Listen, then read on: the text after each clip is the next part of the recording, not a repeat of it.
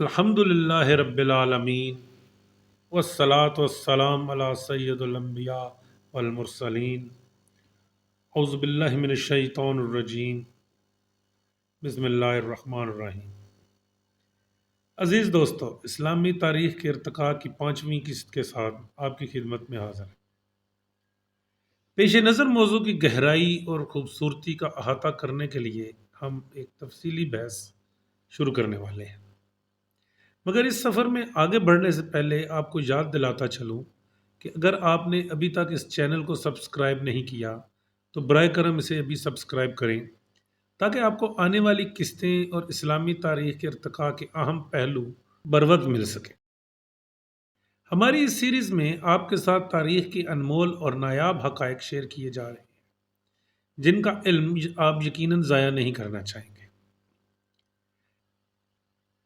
پچھلی ساتھ میں ہم نے آپ کو حضور اقدس صلی اللہ علیہ وآلہ وسلم کی پیدائش سے لے کر ان کے غار حرا میں جا کر اللہ تعالیٰ کی عبادت میں مشغول ہونے تک کے حالات سے آگاہ کیا کہ جب آپ صلی اللہ علیہ وسلم کی عمر مبارک 35 سال کے قریب پہنچی تو اللہ تعالیٰ کی تجلیات آپ پر ظاہر ہونا شروع ہوئی۔ آپ صلی اللہ علیہ وآلہ وسلم ان تجلیات کے شوق میں بے قرار ہو کر دنیاوی معاملات سے کچھ وقت کے لیے الگ ہو گئے۔ آپ خوراک اور ضروری سامان لے کر جبل نور پر غار حرا میں تشریف لے جاتے اور دیر تک ذکر و اذکار اور عبادات میں مشغول رہتے جو اللہ تعالیٰ نے آپ کے قلب مبارک میں وضعیت کی تھی۔ جب بھی آپ کا سامان ختم ہو جاتا آپ صلی اللہ علیہ وآلہ وسلم واپس آ کر مزید لے جاتے اور دوبارہ غار حرا میں عبادت میں مشغول ہو جاتے۔ یہ سلسلہ یوں ہی جاری رہا حتیٰ کہ جب آپ کی عمر مبارک 40 سال کو پہنچی تو آفتاب رسالت طلوع ہوا۔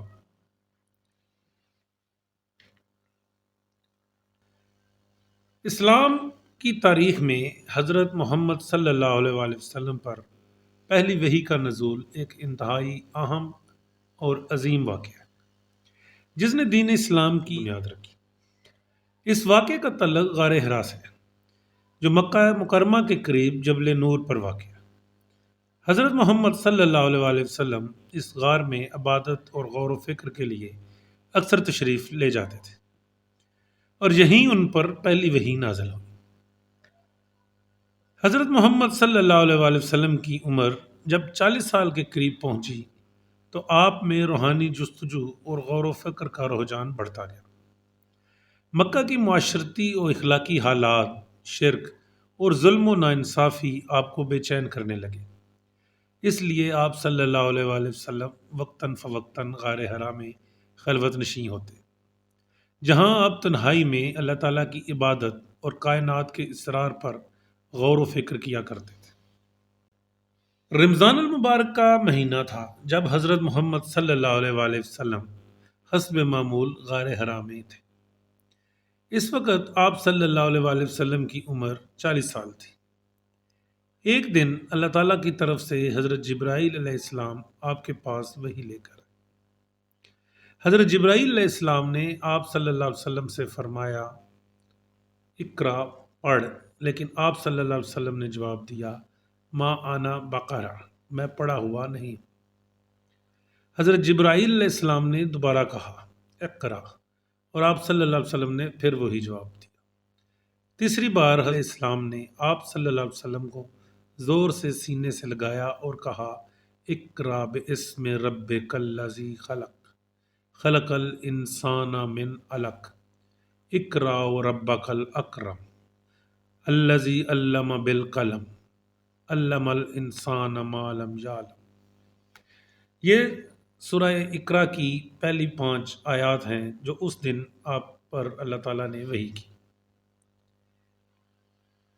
یہ واقعہ حدیث نبوی سے ثابت ہے اور بخاری شریف کی جلد نمبر 3 کی کتاب نمبر 1 کی حدیث نمبر 3 یعنی کہ کتاب الوحی کی حدیث نمبر 3 میں یہ اس طریقے سے درج ہے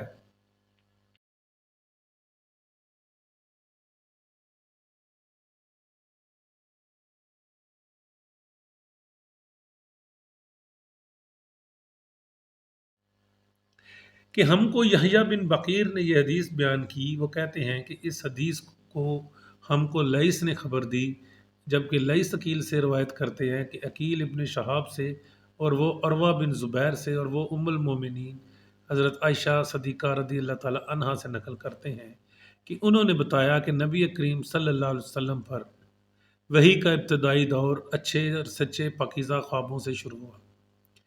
آپ صلی اللہ علیہ وآلہ وسلم خواب میں جو کچھ دیکھتے وہ صبح کو روشنی کی طرح صحیح اور سچا ثابت ہوتا۔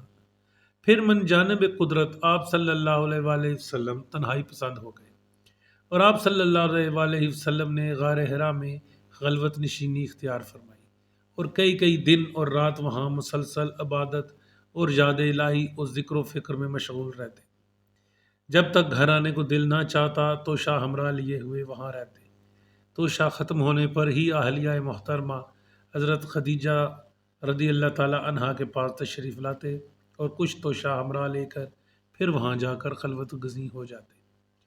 یہی طریقہ جاری رہا یہاں تک کہ آپ صلی اللہ علیہ وآلہ وسلم پر حق منکشف ہو گیا، اور آپ صلی اللہ علیہ وآلہ وسلم غار حرا ہی میں قیام پذیر تھے کہ اچانک جبرائیل علیہ السلام آپ صلی اللہ علیہ وآلہ وسلم کی بائیں جانب حاضر ہوئے اور کہنے لگے کہ اے محمد پڑھو۔ آپ صلی اللہ علیہ وسلم فرماتے ہیں کہ میں نے کہا کہ میں پڑھنا نہیں جانتا۔ آپ صلی اللہ علیہ وسلم فرماتے ہیں کہ فرشتے نے مجھے پکڑ کر اتنے زور سے بھینچا کہ میری طاقت جواب دے گئی، پھر مجھے چھوڑ کر کہا کہ پڑھو۔ میں نے پھر وہی جواب دیا کہ میں پڑھا ہوا نہیں ہوں۔ اس فرشتے نے مجھ کو نہایت ہی زور سے بھینچا کہ مجھ کو سخت تکلیف محسوس ہوئی، پھر اس نے کہا کہ پڑھ۔ میں نے کہا کہ میں پڑھا ہوا نہیں ہوں۔ فرشتے نے تیسری بار مجھ کو پکڑا اور تیسری مرتبہ پھر مجھ کو بھینچا، پھر مجھے چھوڑ دیا اور کہنے لگا کہ پڑھو۔ اپنے رب کے نام کی مدد سے جس نے انسان کو پیدا کیا اور اس نے انسان کو خون کی پھٹکی سے بنایا، پڑھو اور آپ کا رب بہت ہی مہربانیاں کرنے والا ہے۔ بس یہی آیتیں آپ صلی اللہ علیہ وآلہ وسلم جبرائیل علیہ السلام سے سن کر اس حال میں غار حرا سے واپس آئے۔ آپ صلی اللہ علیہ وآلہ وسلم کا دل اس انوکھے واقعے سے کانپ رہا تھا۔ آپ صلی اللہ علیہ وآلہ وسلم حضرت خدیجہ رضی اللہ تعالیٰ عنہا کے ہاں تشریف لائے اور فرمایا کہ مجھے کمبل اڑھا دو، مجھے کمبل اڑھا دو۔ لوگوں نے آپ صلی اللہ علیہ وآلہ وسلم کو کمبل اڑھا دیا۔ آپ صلی اللہ علیہ وآلہ وسلم کا ڈر جاتا رہا تو آپ صلی اللہ علیہ وآلہ وسلم نے اپنی زوجہ محترمہ خدیجہ رضی اللہ تعالیٰ عنہا کو تفصیل کے ساتھ یہ واقعہ سنایا اور فرمانے لگے کہ مجھ کو اب اپنی جان کا خوف ہو گیا ہے۔ آپ صلی اللہ علیہ وآلہ وسلم کی اہلیہ محترمہ خدیجہ رضی اللہ تعالیٰ عنہا نے آپ صلی اللہ علیہ وآلہ وسلم کی ڈھارس بندھائی اور کہا کہ آپ کا خیال صحیح نہیں ہے، اللہ کی قسم آپ کو اللہ کبھی رسوا نہیں کرے گا۔ آپ تو اخلاق فاضلہ کے مالک ہیں، آپ تو کنبہ پرور ہیں، بے کسوں کا بوجھ اپنے سر پر رکھ لیتے ہیں، مفلسوں کے لیے آپ کماتے ہیں، مہمان نوازی میں آپ بے مثال ہیں، اور مشکل وقت میں آپ امر حق کا ساتھ دیتے ہیں۔ ایسے اوصاف حسنہ والا انسان یوں بے وقت ذلت و خواری کی موت نہیں پا سکتا۔ پھر مزید تسلی کے لیے خدیجہ رضی اللہ تعالیٰ عنہا آپ صلی اللہ علیہ وآلہ وسلم کو ورقہ بن نوفل کے پاس لے گئی، جو ان کے چچا زاد بھائی تھے اور زمانہ جاہلیت میں نصرانی مذہب اختیار کر چکے تھے اور عبرانی زبان کے کاتب تھے۔ چنانچہ انجیل کو بھی حسب منشاء خداوندی عبرانی زبان میں لکھا کرتے تھے۔ انجیل سریانی زبان میں نازل ہوئی تھی، پھر اس کا ترجمہ عبرانی زبان میں ہوا۔ ورقہ اسی کو لکھتے تھے۔ وہ بہت بوڑھے ہو گئے تھے، یہاں تک کہ ان کی بینائی بھی رخصت ہو چکی تھی۔ خدیجہ رضی اللہ تعالیٰ عنہ نے ان کے سامنے آپ صلی اللہ علیہ وآلہ وسلم کے حالات بیان کی اور کہا کہ اے چچا زاد بھائی، اپنے بھتیجے کی زبانی ذرا ان کی کیفیت سن لیجئے۔ وہ بولے کہ بھتیجے، آپ نے جو کچھ دیکھا ہے اس کی تفصیل سناؤ۔ چنانچہ آپ صلی اللہ علیہ وآلہ وسلم نے از اول تا آخر پورا واقعہ کہہ سنایا، جسے سن کر ورقہ بے اختیار ہو کر بول اٹھے کہ یہ تو وہی ناموس یعنی کہ معزز رازدان فرشتہ ہے جسے اللہ نے حضرت موسیٰ علیہ السلام پر وحی دے کر بھیجا تھا۔ کاش میں آپ کے اس عہد نبوت کے شروع ہونے پر جوان عمر ہوتا، کاش میں اس وقت تک زندہ رہتا جب کہ آپ کی قوم آپ کو اس شہر سے نکال دے گی۔ رسول اللہ صلی اللہ علیہ وآلہ وسلم نے یہ سن کر تعجب سے پوچھا، کیا وہ لوگ مجھ کو نکال دیں گے؟ حالانکہ میں تو ان میں صادق و امین مقبول ہوں۔ ورقہ بولا ہاں یہ سب کچھ سچ ہے، مگر جو شخص بھی آپ کی طرح امر حق لے کر آیا لوگ اس کے دشمن ہی ہو گئے ہیں۔ اگر مجھے آپ کی نبوت کا وہ زمانہ مل جائے تو میں آپ کی پوری پوری مدد کروں گا۔ مگر ورقہ کچھ دنوں کے بعد انتقال کر کچھ عرصے تک وحی کی آمد موقوف رہی۔ جو آیت اس وقت حضور صلی اللہ علیہ وآلہ وسلم پر اللہ تعالیٰ نے بھیجی وہ سورہ اقرا کی پہلی 5 آیات تھی، جس کی ابھی ہم نے تلاوت بھی کی کہ اقرا باسم ربک الذی خلق خلق الانسان من علق اقرا وربک الاکرم الذی علم بالقلم علم الانسان ما لم یعلم۔ پڑھ اپنے رب کے نام سے جس نے ہر چیز کو پیدا کیا، جس نے انسان کو جمے ہوئے خون کے لوتھڑے سے پیدا کیا۔ پڑھ اور تیرا رب بڑا کریم ہے جس نے قلم کے ذریعے علم سکھایا اور انسان کو وہ سب کچھ سکھایا جو وہ نہیں جانتا تھا۔ یہ پہلا وحی کا نزول حضرت محمد صلی اللہ علیہ وآلہ وسلم کے لیے ایک عظیم اور روحانی تجربہ تھا۔ آپ صلی اللہ علیہ وآلہ وسلم کا دل خوف سے لرز رہا تھا اور آپ صلی اللہ علیہ وآلہ وسلم جلدی جلدی غار سے واپس اپنے گھر حضرت خدیجہ رضی اللہ تعالیٰ عنہا کے پاس آئے۔ آپ نے انہیں کہا کہ مجھے چادر اڑا دو، جس طرح بھی ہم نے حدیث کی الفاظ پڑھے ہیں۔ یہ اسی طرح یہ سارا واقعہ وقوع پذیر ہوا۔ پہلے وحی کے نزول کے بعد کچھ عرصہ تک تو وحی کا سلسلہ منقطع رہا، جسے فطرت الوحی کہا جاتا ہے۔ حضور صلی اللہ علیہ وآلہ وسلم اس زمانے میں نہایت پریشانی کے عالم میں رہا کرتے تھے۔ بعد میں دوبارہ وحی کا آغاز ہوا اور حضرت جبرائیل علیہ السلام آپ صلی اللہ علیہ وآلہ وسلم کے پاس مزید آیات لے کر آتے رہے۔ اس کے بعد حضرت محمد صلی اللہ علیہ وآلہ وسلم نے مکہ میں لوگوں کو اسلام کی دعوت دینا شروع کی۔ پہلے وحی کا نزول اس بات کا اشارہ تھا کہ حضرت محمد صلی اللہ علیہ وآلہ وسلم کو نبی اور رسول کی حیثیت سے منتخب فرما لیا گیا ہے، اور آپ صلی اللہ علیہ وآلہ وسلم کی یہ ذمہ داری ہے کہ لوگوں کو اللہ تعالیٰ کا پیغام پہنچائے۔ اس وحی میں انسان کی تخلیق، علم اور رب کی عظمت کا ذکر ہے، جو اس بات کی طرف اشارہ کرتا ہے کہ اسلام علم، عقل اور غور و فکر کی بنیاد پر دین حق کی تلقین کرتا ہے۔ عام طور پر یہ خیال کیا جاتا ہے کہ حضور صلی اللہ علیہ وآلہ وسلم کو نبوت اسی دن جس دن فرشتہ پہلی وحی لے کر نازل ہوا آپ کو عطا کیا گیا، لیکن یہ بات درست نہیں ہے۔ نبی اکرم صلی اللہ علیہ وسلم کی نبوت اور رسالت کی حیثیت ازلی ہے، اور یہ عقیدہ کہ حضرت محمد صلی اللہ علیہ وآلہ وسلم کو تخلیق کائنات سے پہلے ہی نبوت کا منصب عطا کیا گیا تھا، اسلام کا ایک بنیادی عقیدہ ہے جو مختلف احادیث اور اسلامی روایات میں بھی بیان کیا گیا ہے۔ حضرت محمد صلی اللہ علیہ وآلہ وسلم کے بارے میں ایک معروف حدیث ہے جس میں آپ صلی اللہ علیہ وآلہ وسلم نے فرمایا کہ میں اس وقت بھی نبی تھا جب آدم علیہ السلام ابھی مٹی اور پانی کے درمیان تھے۔ یہ حدیث اس بات کو واضح کرتی ہے کہ نبی اکرم صلی اللہ علیہ وسلم کی نبوت کا منصب تخلیق آدم علیہ السلام سے بھی پہلے طے پا چکا تھا، اور آپ صلی اللہ علیہ وسلم کی حیثیت اللہ کے نزدیک ازل سے ہی نبی اور رسول کے تھی۔ پہلی وحی کے نزول کو نبوت کا آغاز نہیں بلکہ اس کا اعلان اور ظہور سمجھا جاتا ہے۔ آپ صلی اللہ علیہ وآلہ وسلم کے نبی اور رسول ہونے کا فیصلہ اللہ تعالیٰ کے علم میں پہلے سے موجود تھا، لیکن جب آپ صلی اللہ علیہ وآلہ وسلم پر غار حرا میں پہلی وحی نازل ہوئی تو اس وقت اس عظیم منصب کا ظاہری اعلان کیا گیا اور دنیا کو آپ صلی اللہ علیہ وآلہ وسلم کی نبوت سے روشناس کروایا گیا۔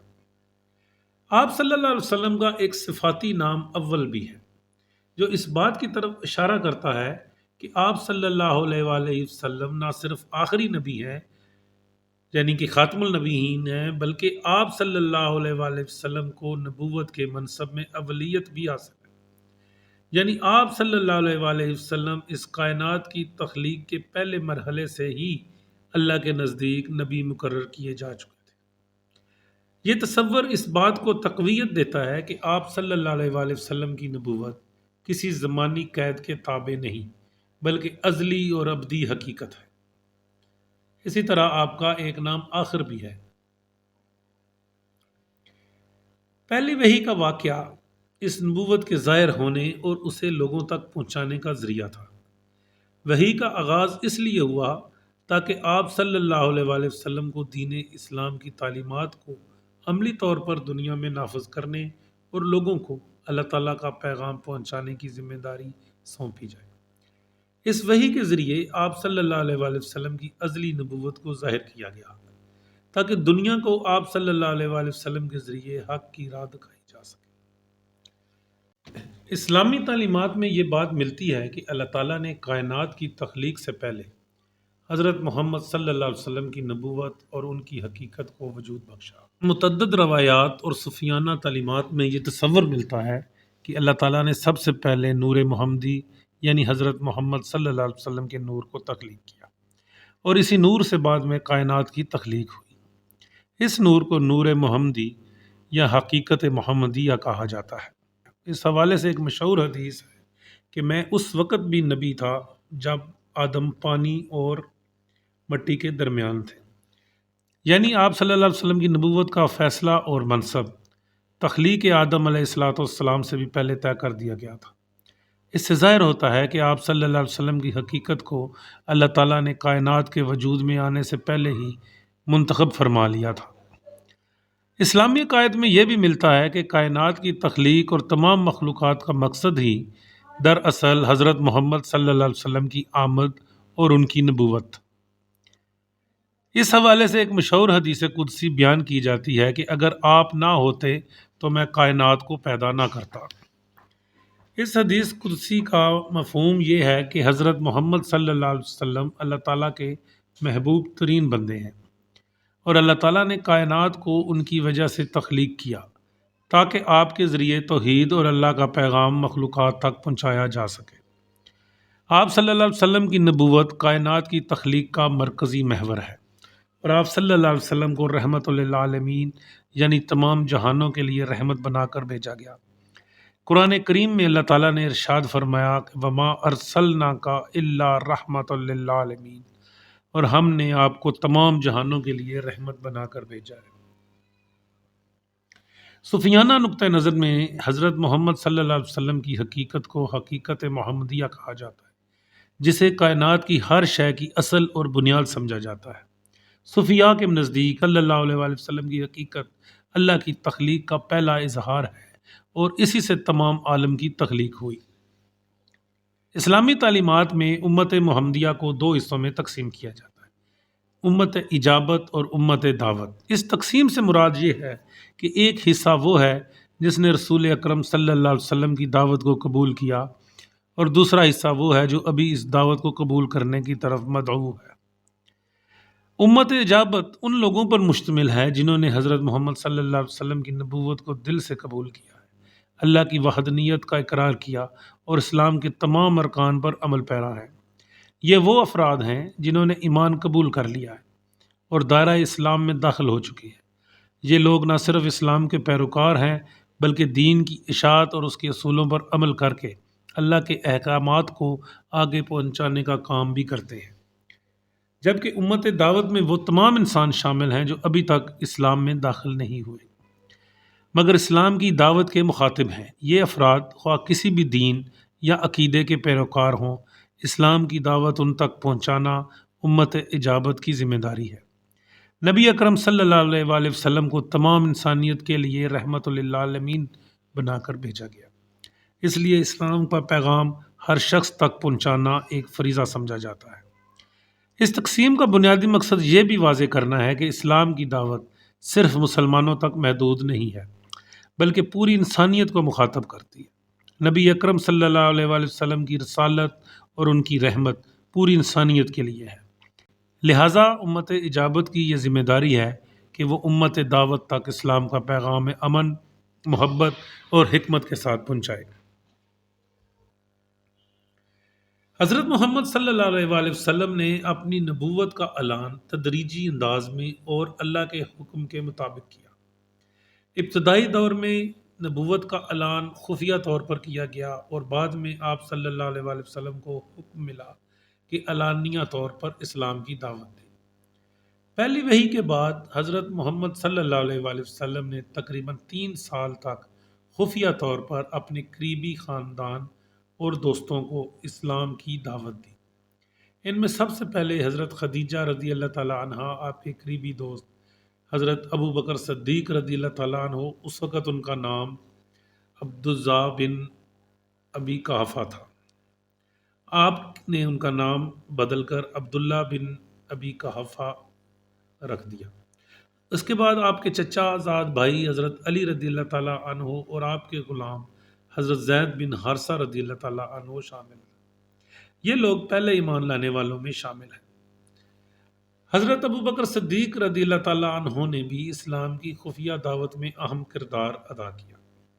آپ نے اپنے قریبی دوستوں کو اسلام کی طرف بلایا اور آپ کے ذریعے کئی اہم شخصیات نے اسلام قبول کیا، جن میں حضرت عثمان بن عفان، حضرت عبد الرحمن بن عوف، حضرت سعد بن ابی وقاص اور حضرت طلحہ بن عبید اللہ رضی اللہ تعالیٰ عنہم اجمعین شامل ہیں۔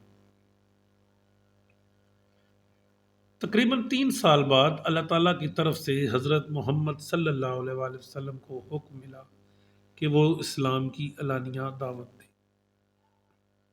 سورہ شعراء میں اللہ تعالیٰ نے فرمایا کہ اور اپنے قریبی رشتہ داروں کو ڈراؤ۔ اس حکم کے بعد حضرت محمد صلی اللہ علیہ وآلہ وسلم نے سب سے پہلے اپنے خاندان کو دعوت دی۔ آپ صلی اللہ علیہ وسلم نے قریش کے خاندان کے افراد کو جمع کیا اور انہیں اللہ کی وحدانیت اور اپنی نبوت کی خبر دی، لیکن بہت سے افراد نے مخالفت کی، خاص طور پر آپ کے چچا ابو لہب نے سخت مخالفت کی۔ علانیہ دعوت کا ایک اہم واقعہ کوہ صفا پر پیش آیا۔ حضرت محمد صلی اللہ علیہ وسلم نے مکہ کے لوگوں کو کوہ صفا پر جمع کیا۔ آپ صلی اللہ علیہ وسلم نے تبلیغ توحید کا حکم پاتے ہی تبلیغ کا کام شروع کر دیا، لوگوں کو شرک سے باز رکھنے اور توحید الہی کی طرف بلانے کا کام اول آپ صلی اللہ علیہ وآلہ وسلم نے اپنے گھر ہی سے شروع کیا۔ خدیجۃ الکبریٰ رضی اللہ تعالیٰ عنہا سب سے پہلے آپ صلی اللہ علیہ وآلہ وسلم پر ایمان لائی۔ علی بن ابی طالب اور زید بن حارث بھی پہلے ہی دن آپ صلی اللہ علیہ وآلہ وسلم پر ایمان لے آئے۔ یہ سب آپ صلی اللہ علیہ وسلم کے گھر کے آدمی تھے۔ ابو بکر بن ابی قحافہ بھی آپ صلی اللہ علیہ وسلم کے دوست تھے۔ ان کا اصل نام عزا بن ابی قحافہ تھا، جس کو اسلام قبول کرنے کے بعد حضور صلی اللہ علیہ وسلم نے بدل کر عبداللہ بن ابی قحافہ رکھ دیا۔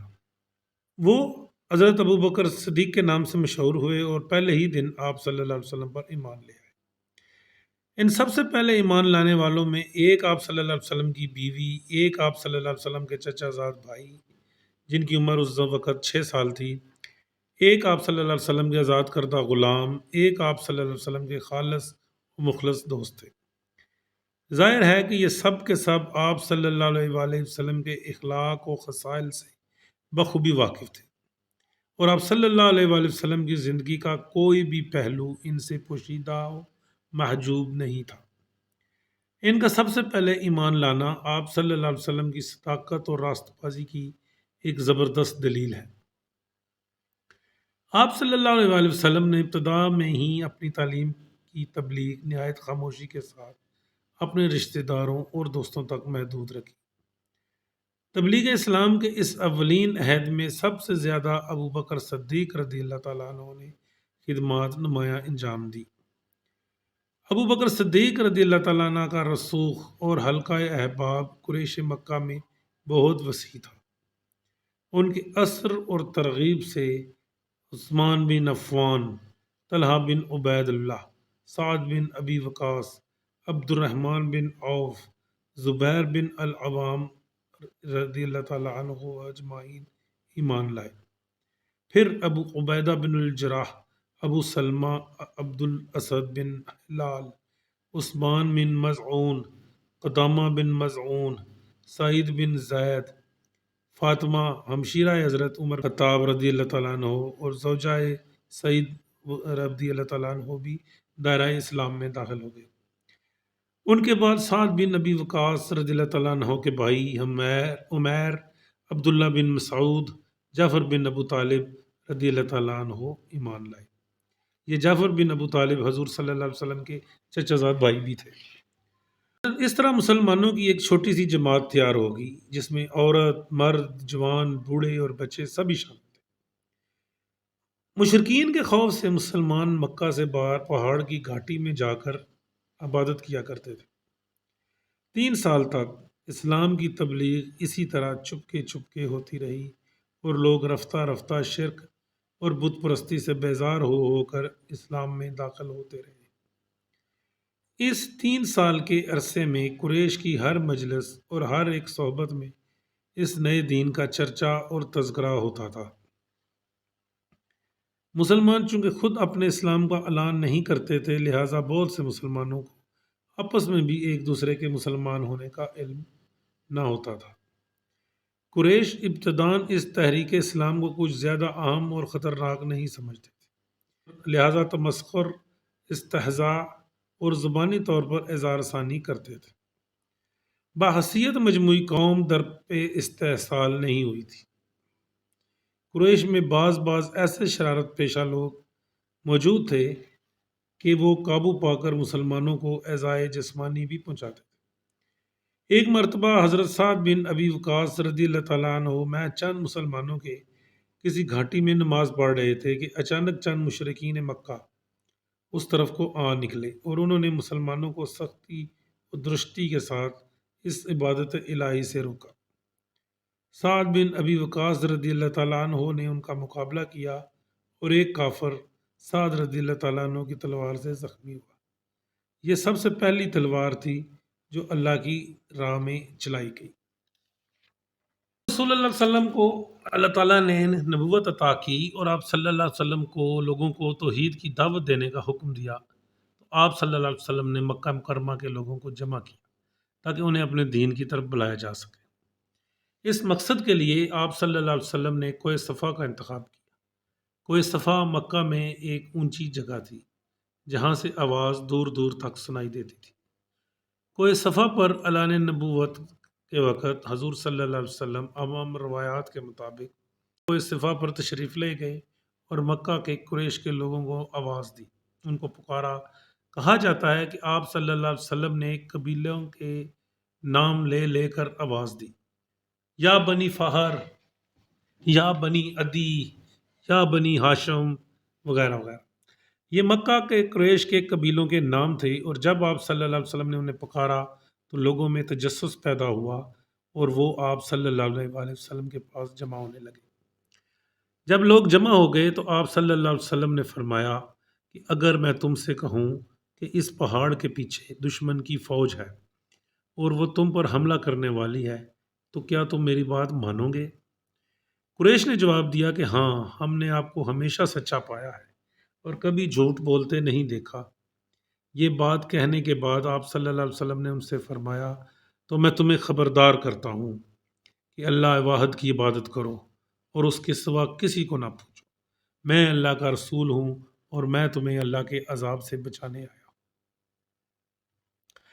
آپ صلی اللہ علیہ وسلم کی بات سن کر قریش کے لوگ حیران ہو گئے۔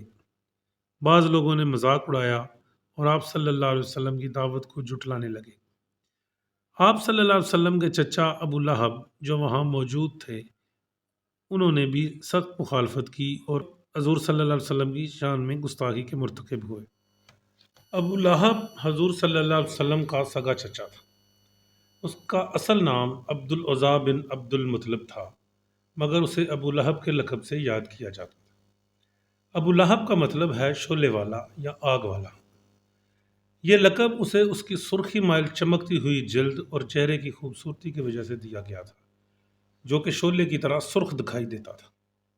اگرچہ حضور صلی اللہ علیہ وسلم کی ولادت کی سب سے زیادہ خوشی اس نے منائی، یہاں تک کہ اپنی لونڈی کو یہ خالی خبر سنانے پر اس نے آزاد کر دیا اور حضور صلی اللہ علیہ وسلم کو اٹھا کر خانہ کعبہ کا طواف کیا اور مختلف دعائیں کلمات ادا کی، مگر اس کا کردار ابتدائی اسلامی تاریخ میں انتہائی منفی اور دشمنانہ رہا۔ ابو لہب کا شمار ان لوگوں میں ہوتا ہے جنہوں نے حضرت محمد صلی اللہ علیہ وآلہ وسلم اور اسلام کی شدید مخالفت کی۔ وہ آپ کے بدترین دشمنوں میں شامل تھا۔ جب آپ صلی اللہ علیہ وسلم مکہ میں کوہ صفا پر چڑھ کر لوگوں کو اسلام کی دعوت دے رہے تھے تو ابو لہب نے سب سے پہلے آپ صلی اللہ علیہ وسلم کی مخالفت کی اور انتہائی گستاخانہ الفاظ ادا کیے جو تاریخ کی کتابوں میں محفوظ ہیں۔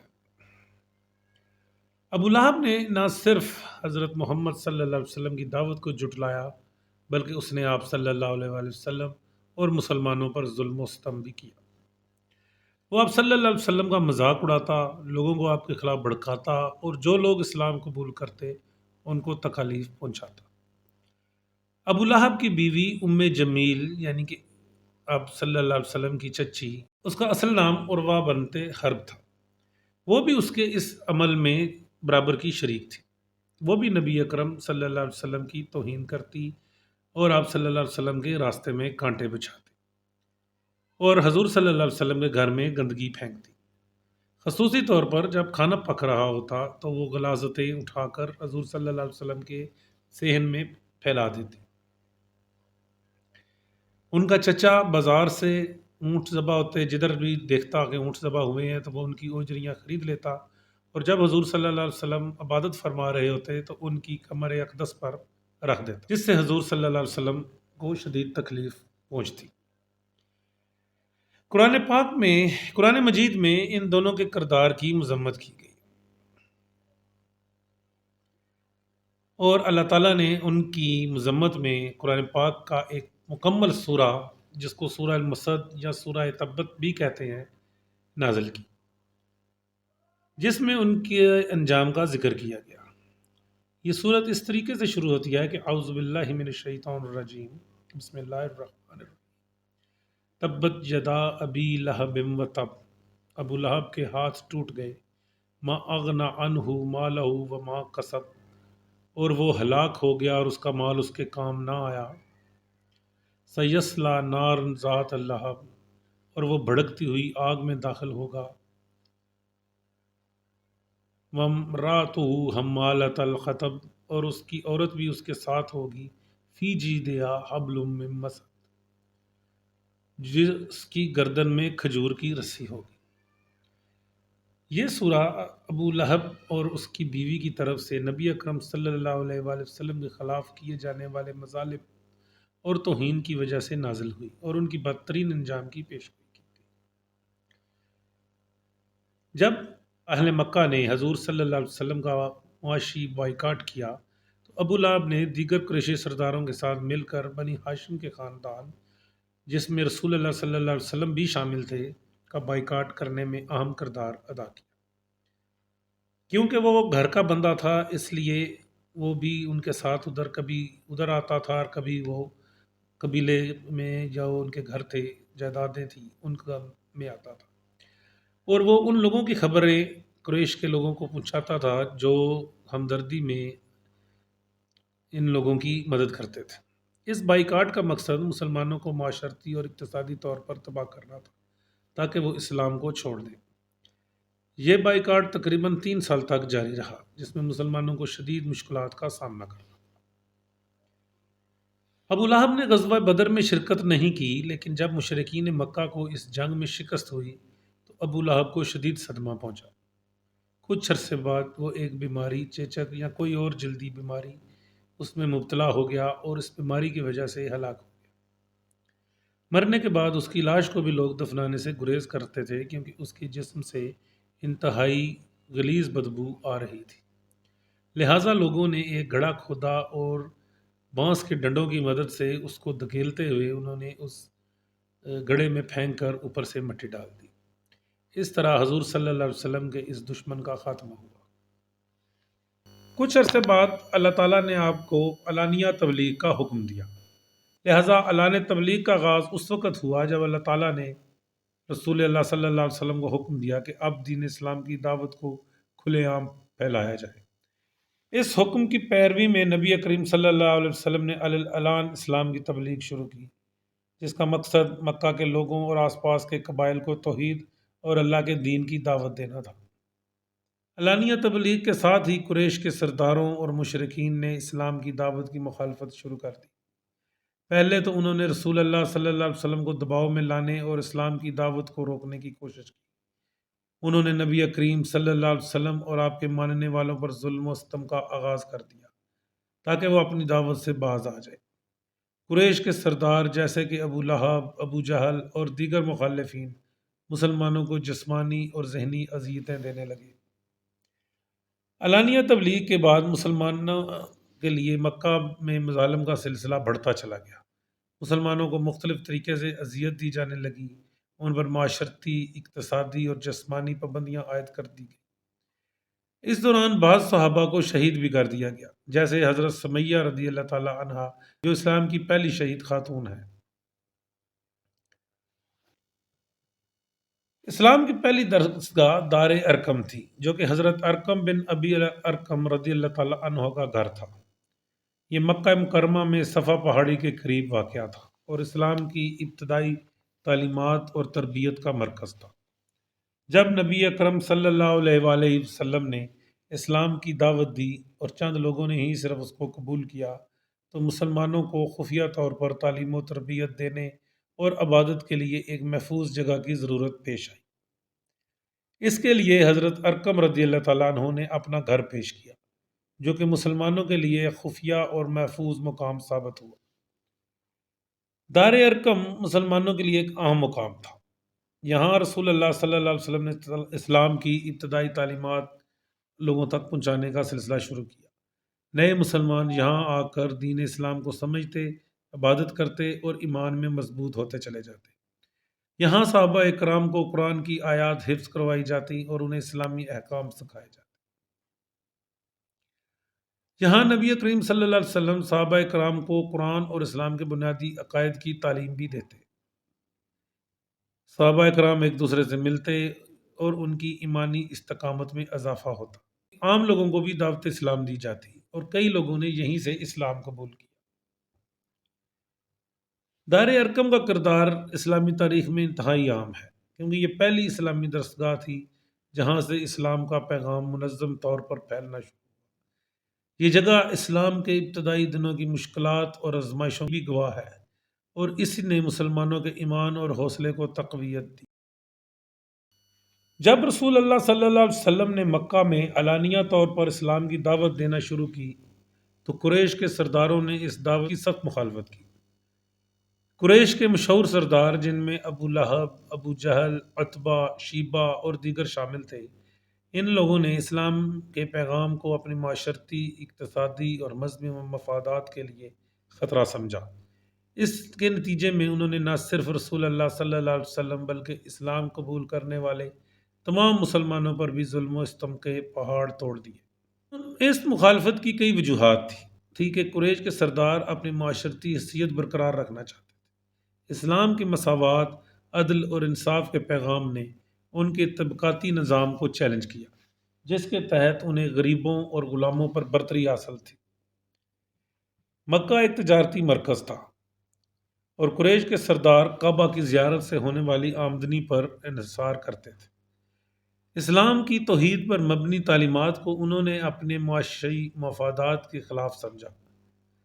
قریش بت پرستی پر مبنی اپنے آباء و اجداد کے عقائد کو چھوڑنے کے لیے تیار نہیں تھے اور رسول اللہ صلی اللہ علیہ وسلم کی توحید کی دعوت کو اپنے مذہبی روایات کے خلاف سمجھتے تھے۔ لہذا قریش نے رسول اللہ صلی اللہ علیہ وآلہ وسلم اور آل بنی ہاشم کا مکمل سماجی بائیکاٹ کر دیا۔ شعیب ابی طالب میں 3 سال تک یہ بائیکاٹ جاری رہا، جس کے دوران مسلمانوں کو شدید بھوک اور پیاس کا سامنا کرنا پڑا۔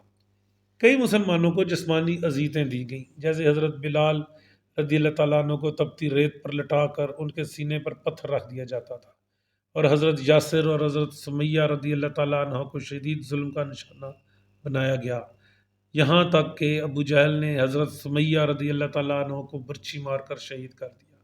اسی طرح حضرت حباب بن الارت کو کوئلوں پر لٹایا جاتا، لوہے سے داغا جاتا۔ حضرت عثمان غنی کو ان کے چچا نے کمبل میں لپیٹ کے تو ناک میں دھواں دیتے۔ اسی طرح اور بھی صحابہ اکرام تھے، ان پر ظلم و ستم کے پہاڑ توڑے گئے۔ اس کے علاوہ رسول اللہ صلی اللہ علیہ وسلم اور مسلمانوں پر مختلف طرح کے الزامات لگائے جاتے تھے اور ان کا مذاق اڑایا جاتا تھا۔ کبھی انہیں شاعر، کان اور جادوگر کے القابات دیے جاتے اور کبھی کچھ، تاکہ لوگ اسلام سے دور رہیں۔ قریش کے سرداروں نے مسلمانوں کے کاروبار میں رکاوٹیں پیدا کی اور انہیں سودی قرضوں میں جکڑ دیا اور انہیں مالی طور پر کمزور کرنے کی بھی کوشش کی۔ قریش نے متعدد بار رسول اللہ صلی اللہ علیہ وسلم کو قتل کرنے کی سازشیں بھی کی تاکہ کسی طرح وہ اسلام کی تبلیغ سے باز آ جائے۔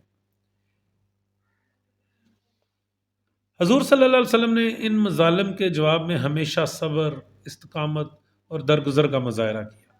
انہوں نے مسلمانوں کو بھی صبر کی تلقین کی اور کبھی کسی ظلم کا بدلہ لینے کی کوشش نہیں کی۔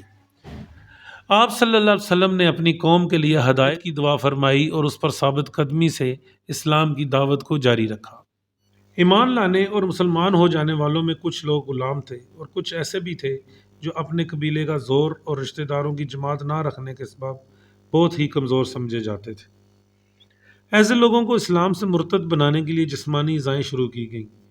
جو لوگ کسی قبیلے سے تعلق رکھتے تھے اور ان کو عام لوگوں کا ایذا پہنچانا اس لیے اندیشہ ناک تھا کہ کہیں ان کے قبیلے والے حمایت پر اٹھ کھڑے ہوں، ان کے رشتہ داروں کو آمادہ کیا گیا کہ وہ خود اپنے مسلمان ہو جانے والے رشتہ دار کو سزا و ایذا دے کر مرتد بنائیں۔ مسلمانوں کا تمسخر اڑانے اور ان کو برا کہنے کے لیے عام طور پر تیاری کی گئی کہ دوسروں کو اسلام میں داخل ہونے کی جرأت نہ رہے۔ ادھر نبی اکرم صلی اللہ علیہ وسلم نے اسلام کی اعلانیہ تبلیغ شروع کی، ادھر قریش نے پوری سرگرمی کے ساتھ مخالفت پر کمر باندھ لی۔ بلال رضی اللہ تعالیٰ عنہ امیہ بن خلف کے غلام، ان کے اسلام لانے کا حال جب معلوم ہوا تو امیہ بن خلف نے ان کو قسم قسم کی تکلیفیں دینا شروع کی۔ کبھی گرم ریت پر لٹا کر چھاتی کے اوپر پتھر رکھ دیا جاتا، کبھی مشکیں باندھ کر کوڑوں سے پیٹا جاتا، کبھی بھوکا پیاسا رکھا جاتا، کبھی گلے میں رسی باندھ کر لڑکوں کے سپرد کیا جاتا۔ وہ شہر مکہ کی گلی کوچوں میں اور شہر کے باہر پہاڑوں میں لیے لیے پھرتے اور مارتے پیٹتے تھے۔ ان تمام ایذا رسانیوں کو حضرت بلال رضی اللہ تعالیٰ عنہ برداشت کرتے رہے اور عہد عہد کے نعرے لگاتے رہے۔ زبیر رضی اللہ تعالیٰ عنہ کو ابو جہل نے اس قدر مارا کہ مارتے مارتے اندھا کر دیا۔ غرض بہت سے غلام اور لونڈیاں تھیں جن کو ایسی ایسی سخت و شدید سزائیں دی گئی کہ ان کے تصور سے بدن کے رونگٹے کھڑے ہو جاتے۔ مگر اسلام ایک ایسی زبردست طاقت کا نام ہے کہ سنگ دل کسی کو بھی مرتد بنانے میں کامیاب نہ ہوئے۔ حضرت زبیر بن عوام رضی اللہ تعالیٰ عنہ کو ان کا چچا چٹائی میں لپیٹ کر ان کی ناک میں دھواں دیا کرتا تھا۔ حضرت ابو ذر غفاری رضی اللہ تعالیٰ عنہ کو قرآن پاک پڑھتے ہوئے سنا تو اس قدر مارا کہ مارتے مارتے بے ہوش کر کے زمین پر ڈال دیا۔ قریب تھا کہ وہ ان کو جان سے مار ڈالتے، مگر عباس بن عبد المطلب نے قریش کو یہ کہہ کر روکا کہ اس شخص کا قبیلہ بنو غفار تمہارے تجارتی قافلوں کے راستے میں آباد ہے، وہ تمہارا ناک میں دم کر دیں گے۔ عبداللہ بن مسعود رضی اللہ تعالیٰ عنہ کو بھی اسی طرح صحن مکہ میں مارتے مارتے بے ہوش کر دیا گیا۔ حضرت خباب بن الارت کو طرح طرح کی تکلیفیں دی گئیں۔ ایک مرتبہ دہکتے ہوئے انگارے زمین پر بچھا کر ان کو ان انگاروں پر چت لٹا دیا اور ایک شخص ان کی چھاتی پر بیٹھ گیا کہ کروٹ نہ بدل سکے۔ ان کی کمر کی تمام کھال اور گوشت جل کر کباب ہو گیا۔ بعض صحابہ رضی اللہ تعالیٰ عنہ کو گائے یا اونٹ کے کچے چمڑے میں لپیٹ کر اور باندھ کر ڈال دیتے، بعض کو لوہے کی ذرہ پہنا کر جلتی ہوئی آگ اور جلتے اور دہکتے ہوئے انگاروں پر ڈال دیتے۔ نبی اکرم صلی اللہ علیہ وآلہ وسلم کے ساتھ گستاخیاں۔ نبی اکرم صلی اللہ علیہ وسلم ایک مرتبہ خانہ کعبہ میں نماز پڑھ رہے تھے کہ عقبہ بن ابی معیط نے آپ صلی اللہ علیہ وسلم کے گلے میں چادر ڈال کر اس قدر زور سے کھینچا کہ آپ صلی اللہ علیہ وسلم کا دم رکنے لگا۔ حضرت ابو بکر صدیق رضی اللہ تعالیٰ عنہ کو خبر ہوئی تو آپ دوڑے ہوئے آئے، آپ صلی اللہ علیہ وسلم کو اس کی شر سے بچایا اور قریش سے مخاطب ہو کر کہا کہ کیا تم ایک شخص کو صرف اس لیے قتل کرتے ہو کہ وہ کہتا ہے کہ میرا رب اللہ ہے؟ کفار نے نبی اکرم صلی اللہ علیہ وسلم کو تو چھوڑ دیا، مگر ابو بکر صدیق رضی اللہ تعالیٰ عنہ کو لپٹ پڑے اور خوب زد و کوب کیا۔ ایک مرتبہ صحن کعبہ میں قریش نے آپ صلی اللہ علیہ وسلم کو گھیر لیا اور آپ صلی اللہ علیہ وسلم کی شان میں گستاخی سے پیش آنا چاہا۔ حضرت حارث بن ابی حالہ رضی اللہ تعالیٰ عنہ کو خبر ہوئی تو دوڑے ہوئے آئے اور آپ صلی اللہ علیہ وسلم کو شرار کے ہجوم و شرارت سے بچانا چاہا۔ کفار نے حارث رضی اللہ تعالیٰ عنہ کو وہیں شہید کر دیا، مگر آپ صلی اللہ علیہ وسلم پر دست درازی کی جرأت ان کو نہ ہو سکی۔ آپ صلی اللہ علیہ وآلہ وسلم کے راستے میں جہاں سے آپ رات کے وقت گزرنے والے ہوتے کانٹے بچھا دیے جاتے کہ آپ صلی اللہ علیہ وسلم کو اذیت پہنچے۔ ایک مرتبہ نبی اکرم صلی اللہ علیہ وسلم صحن کعبہ میں نماز پڑھ رہے تھے، قریش بھی وہاں بیٹھے تھے کہ ابو جہل نے کہا کہ فلاں مقام پر اونٹ ذبح ہوا ہے، اس کی اوجڑی پڑی ہوئی ہے، کوئی جائے اور جا کر اس کو اٹھا لائے اور محمد صلی اللہ علیہ وسلم کے اوپر ڈال دے۔ یہ سن کر عقبہ بن ابی معیط اٹھا اور وہ اوجڑی اٹھا لایا۔ جب آپ صلی اللہ علیہ وآلہ وسلم سجدے میں گئے تو آپ صلی اللہ علیہ وسلم کی پشت پر رکھ دیا۔ نبی اکرم صلی اللہ علیہ وآلہ وسلم کو تو توجہ الی اللہ میں خبر بھی نہ ہوئی، مگر کفار ہنسی کے مارے لوٹ پوٹ ہوئے جا رہے تھے۔ حضرت عبداللہ بن مسعود رضی اللہ تعالیٰ عنہ بھی وہاں موجود تھے، مگر کفار کا ہجوم دیکھ کر ان کو کچھ جرأت نہ ہوئی۔ اتفاقاً آپ صلی اللہ علیہ وسلم کی چھوٹی بیٹی حضرت فاطمہ الزہرا رضی اللہ تعالیٰ عنہ جو اس وقت بچی تھیں آ گئیں، اور انہوں نے آگے بڑھ کر باپ کی پشت پر سے اس اوجڑی کو پرے سرکایا اور کفار کو بھی برا بھلا کہا۔ نبی اکرم صلی اللہ علیہ وسلم کے مکان پر پتھر پھینکے جاتے تھے، گندگی وغیرہ بھی آپ صلی اللہ علیہ وآلہ وسلم کے گھر پھینک دیتے تھے۔ ایک مرتبہ آپ صلی اللہ علیہ وسلم نے فرمایا کہ اے عبد المناف، اے بنو عبد المناف، کیا ہی اچھا حق ہمسائیگی ادا کر رہے ہو۔ کبھی آپ کو مجنون کا خطاب دیتے، نبی اکرم صلی اللہ علیہ وسلم کو ساحر کہہ کر پکارا جاتا تھا۔ غرض کفار مکہ نے کبھی تکلیف پہنچانے اور آپ صلی اللہ علیہ وآلہ وسلم کے کام میں رکاوٹیں پیدا کرنے میں کوتاہی ہی نہیں کی۔ ادھر نبی اکرم صلی اللہ علیہ وسلم بھی پورے عزم و استقلال اور ہمت و جرأت کے ساتھ اپنے کام میں مصروف تھے۔ جب قریش کو اس امر کا یقین ہو گیا کہ ہماری کوششوں سے کوئی حسب منشا نتیجہ پیدا نہیں ہوا تو انہوں نے مجبوراً دوسرا پہلو اختیار کیا۔ قریش نے جمع ہو کر مشورہ کیا اور عتبہ بن ربیعہ کو اپنی طرف سے پیغام دے کر نبی اکرم صلی اللہ علیہ وآلہ وسلم کے پاس بھیجا۔ عتبہ نبی اکرم صلی اللہ علیہ وآلہ وسلم کے پاس آیا اور بڑی ہی نرمی اور محبت کے ساتھ کہنے لگا کہ اے محمد صلی اللہ علیہ وآلہ وسلم، تم شریف ہو، تمہارا خاندان بھی شریف و معزز ہے، مگر تم نے قوم کے اندر فتنہ ڈال رکھا ہے۔ یہ بتاؤ کہ آخر تمہارا مقصد کیا ہے؟ اگر تم کو مال و دولت کی خواہش ہے تو ہم تمہارے واسطے اس قدر مال جمع کیے دیتے ہیں کہ تم سب سے زیادہ مالدار ہو جاؤ گے۔ اگر تم کو حکومت اور سرداری کی خواہش ہے تو ہم سب تم کو اپنا سردار بنا لینے اور تمہاری حکومت تسلیم کرنے کو تیار ہیں۔ اگر تم کو شادی کرنی منظور ہے تو ہم سب سے اعلیٰ گھرانے کی سب سے حسین لڑکی سے تمہاری شادی کرائے دیتے ہیں، اور اگر ان سب چیزوں کی خواہش ہے تو یہ سب تمہارے لیے فراہم کیے دیتے ہیں۔ تم اپنی دلی منشا صاف صاف بیان کر دو، ہم تمہاری خواہش پوری کرنے کو تیار ہیں۔